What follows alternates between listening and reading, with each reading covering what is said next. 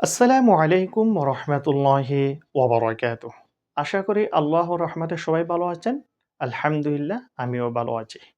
আমরা আজকে যে পড়ব সূরা কুরাইশ পুরোটা একসাথে উচ্চারণ। তাহলে শুরু করা যাক।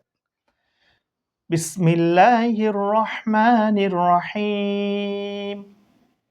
লিইলাফি কুরাইশ إيلافهم رحلة الشتاء والصيف فليعبدوا رب هذا البيت الذي أطعمهم من جوع وآمنهم من خوف। আমি যেভাবে পড়েছি আপনারাও সেইভাবে পড়ার চেষ্টা করবেন ইনশাআল্লাহ। আল্লাহ হাফেজ।